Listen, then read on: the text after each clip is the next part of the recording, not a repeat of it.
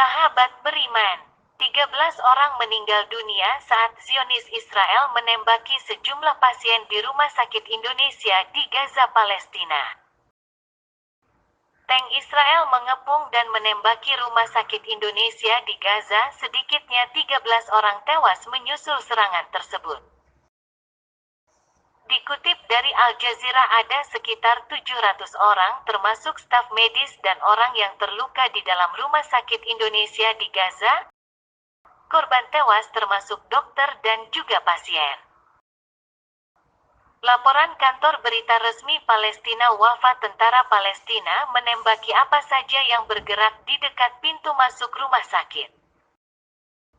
Saat ini diperkirakan 5.000 warga sipil berlindung di rumah sakit Indonesia. Media pemerintah Palestina khawatir akan terjadi pembantaian dan penutupan paksa rumah sakit Indonesia seperti yang terjadi di Rumah Sakit Al-Shifa. Menteri Luar Negeri Indonesia Retno Marsudi. Beliau mengatakan, Indonesia mengutuk sekeras-kerasnya serangan Israel ke rumah sakit Indonesia di Gaza yang menewaskan sejumlah warga sipil. Serangan tersebut merupakan pelanggaran nyata terhadap hukum humaniter internasional. Semua negara, terutama yang memiliki hubungan dekat dengan Israel, harus menggunakan segala pengaruh dan kemampuannya untuk mendesak Israel menghentikan kekejamannya. Hingga saat ini Kementerian Luar Negeri masih hilang kontak dengan 3 orang warga negara Indonesia yang menjadi relawan di Rumah Sakit Indonesia. Saya sendiri telah menghubungi UNRWA di Gaza untuk menanyakan situasi Rumah Sakit Indonesia dan memperoleh jawaban bahwa UNRWA juga tidak dapat melakukan kontak dengan siapapun di rumah sakit Indonesia saat ini. Saya juga sudah berusaha menghubungi WHO dan Palang Merah Internasional namun belum mendapatkan jawaban. Saya akan terus berusaha untuk menghubungi berbagai pihak guna memperoleh informasi terkait Rumah Sakit Indonesia dan keselamatan 3 warga negara Indonesia tersebut. Koordinasi dengan Mercy Jakarta juga terus kita lakukan dan mari kita doakan agar mereka selamat dan diberi perlindungan Allah Subhanahu wa Ta'ala. Rekan-rekan yang saya hormati, saat ini saya sedang berada di Beijing RRT bersama dengan Menteri Luar Negeri Arab Saudi, Yordania, Mesir, Palestina, dan Sekjen OKI untuk menggalang dukungan terutama negara-negara anggota tetap Dewan Keamanan PBB atau kita sering sebut P5 agar gencatan senjata dapat segera dilakukan dan bantuan kemanusiaan dapat juga dilakukan tanpa hambatan. Kunjungan beberapa Menteri Luar Negeri OKI tersebut adalah tindak lanjut paragraf 11 dari resolusi KTT Luar Biasa OKI Liga Arab yang diselenggarakan di Riyadh tanggal 11 November lalu. Bulan ini RRT memegang presidensi Dewan Keamanan PBB.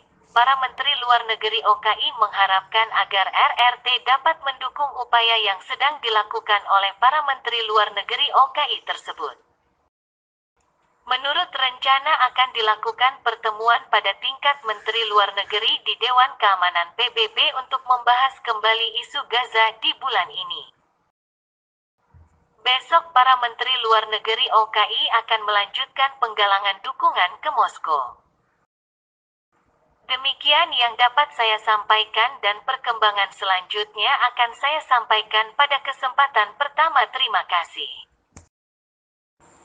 Komentar dari Prof. Hikmanto Ana adalah pakar hukum internasional sekaligus juga rektor dari Unjani.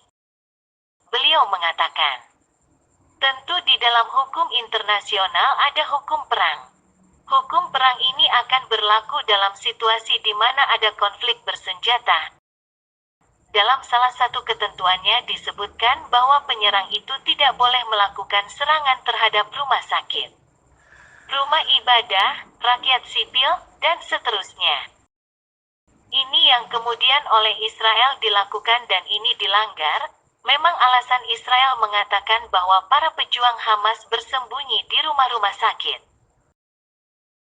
di rumah-rumah ibadah, bahkan menggunakan rakyat sipil sebagai tameng manusia, tameng untuk supaya mereka tidak diserang oleh pasukan dari Israel.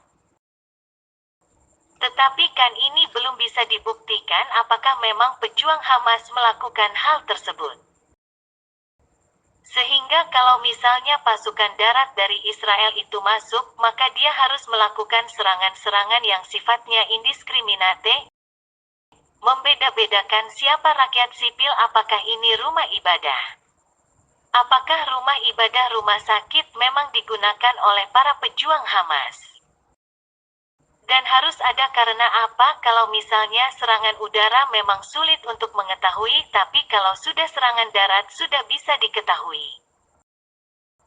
Jadi jangan kemudian serta-merta mengatakan bahwa para pejuang Hamas ada di rumah sakit lalu kemudian dibom di rumah sakit itu dan kemudian yang jadi korban adalah rakyat sipil yang ada di situ. Rakyat sipil lalu kemudian juga anak-anak yang sedang dirawat.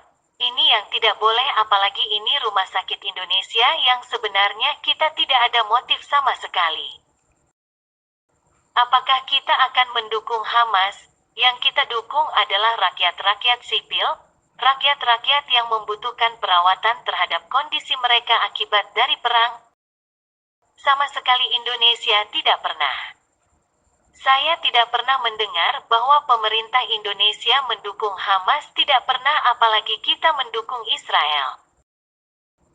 Kita dalam posisi tidak mendukung siapa yang berkonflik, yang kita dukung adalah masalah kemanusiaannya, demikian. Komentar Anan Nurdin, pemerhati Timur Tengah. Beliau mengatakan, kalau kondisi terkini itu memang ada hal-hal yang bisa dikatakan kita bersikap bisa sangat pesimis, tapi ada hal yang memang bisa membuat kita sedikit optimis. Yang membuat kita pesimis adalah berita-berita terbaru bahwa Israel itu merasa bahwa apa yang mereka lakukan di Gaza sekarang ini terlalu manusiawi. Dalam tanda kutip, karena terlalu manusiawi, karena mereka belum bisa menghabisi atau belum bisa mengatasi serangan-serangan Hamas yang selama ini mereka klaim di beberapa tempat. Tapi serangan rudal mereka masih tetap bisa dilancarkan mengarah ke kota-kota. Mereka belum cukup, mereka berkata, kita masih terlalu manusiawi menyikapi masalah Gaza.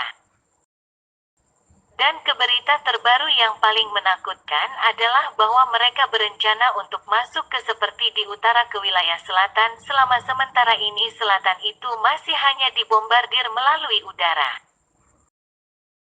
Pasukan darat belum, rencana mereka sekarang adalah ingin mengirim pasukan tambahan untuk masuk ke wilayah selatan. Itulah yang membuat rencana mereka. Bahkan yang ketiga adalah bahwa mereka berencana tidak usah Gaza dibangun ulang. Tapi semua rakyat sipil yang ada di situ, warga Gaza itu harus ditampung oleh negara-negara lain, di dalamnya ada Mesir dan negara-negara lain.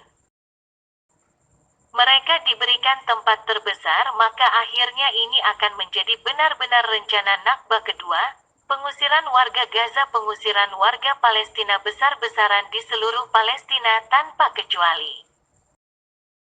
Itu yang termasuk juga di tepi barat, mereka dikeluarkan dari Palestina, mereka dikeluarkan dari wilayahnya. Sebetulnya kalau ini disetujui oleh Asisi Presiden Mesir, mereka sudah dipindahkan ke Sinai.